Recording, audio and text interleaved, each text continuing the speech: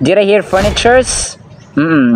Furniture without S will do, and it's part of the uncountable noun list, so adding S after it will only make it grammatically wrong. At ito ang konting kalamang dapat na alam mo sa mga hindi nakakilala mga sombrero. Si Antonio Pigafetta na isang scholar or Italian scholar at explorer ay isang napakahalagang figure o tao sa ating kasaysayan maging sa kasaysayan ng buong mundo. Siya lang naman ang nag-record kasi kasama siya ni Magellan sa lahat ng kanyang voyages at explorations, maging ang kanyang pagbisita dito sa Pilipinas.